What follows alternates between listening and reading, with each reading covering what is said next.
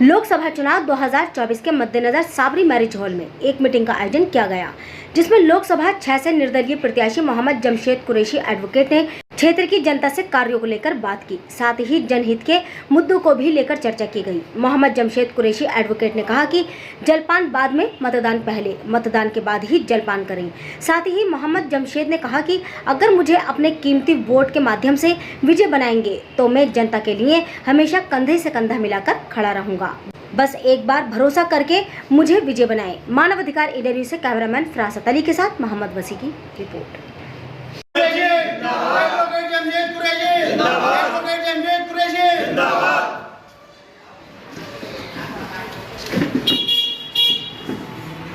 आज किस मामले को लेकर के मीटिंग की जा रही है? मैंने ये मीटिंग बुलाई है कि मैं यहाँ का प्रत्याशी हूँ।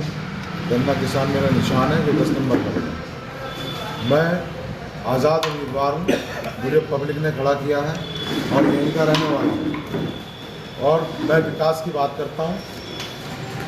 दूसरी चीज़ मैं ये कहना चाहता हूँ कि आपको स्थिति तब विकास की पता है, सड़कें टूटी पड़ी हैं, किस तरह के हालात हैं। आप ये देखें मुसलमानों के साथ किस तरह का दुर्व्यवहार किया जा रहा है, मिट्टी तक कब्र पे नहीं दी जा रही है।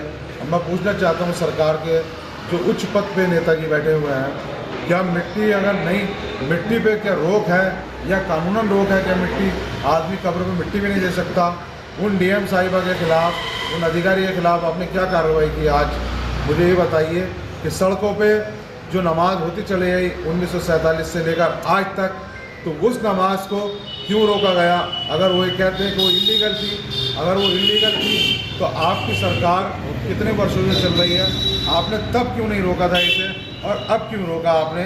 चुनाव आयोग को इसका संज्ञान लेना चाहिए कि ये एक सिर्फ जुमला था और जुमलों के खिलाफ जो है वो जनता खड़ी हो गई है।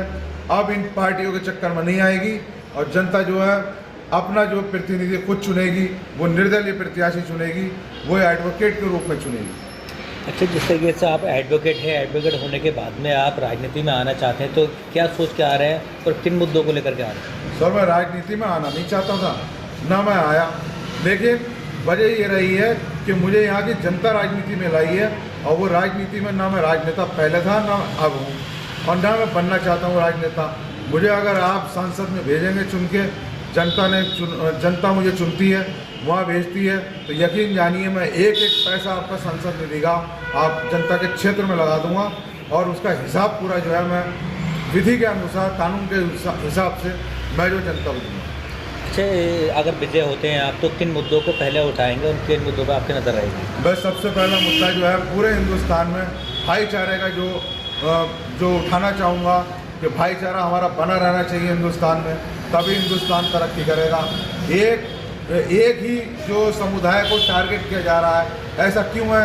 आप सबका साथ और सबका विकास की आप बात करते हैं। मैं ये पूछना चाहता हूँ उन पार्टियों से भी जो पार्टियाँ ठेकेदार बनती हैं मुसलमानों की, तो उन पार्टियों से पूछना, आपकी सरकारें रहीं, आपने क्या किया था उस वक्त जब आपकी सरकार थी?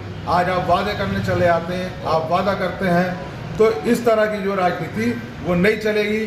जनता आपके बहकावे में नहीं आएगी, जनता आपको जवाब देगी। मुरादाबाद से सर लोकसभा 6 प्रत्याशी रुचि भी रहे हैं, वो भी अपने दावेदारी भर रही हैं इस टाइम, उनके लिए क्या है? देखिए, कोई भी दावेदारी भर सकता है। ये जो है, ये एक यहाँ जो संविधान है वो लागू होता है, समानता का अधिकार है। कोई रिक्शा वाला भी जो दावेदारी भर सकता है, वो 25,000 को फीस जमा होती है, कोई भी कर सकता है। अगर किसी को बाहर से आकर यहाँ पर सस्ती लोकप्रियता जो है वो लेनी है, वो कर दी है सस्ती लोकप्रियता।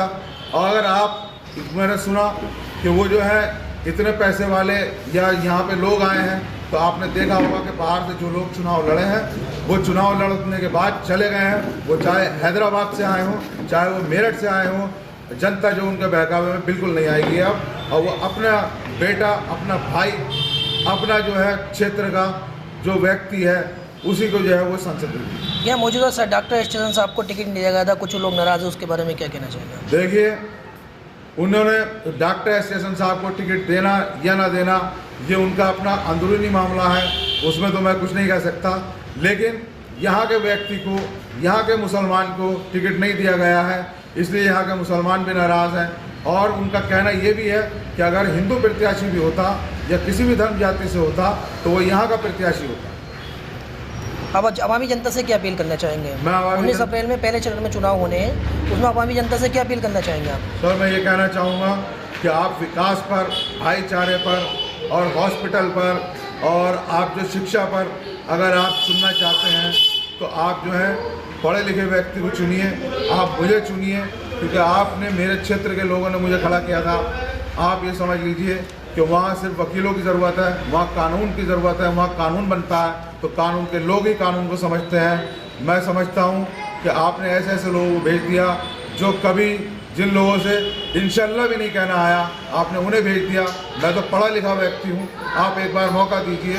निर्दलीय प्रत्याशी हूँ। 1962 में आपने जो है सैयद मुजफ्फर हुसैन साहब को भी निर्दलीय चुनकर भेजा था, एक बार उसी को दोहरा दीजिए।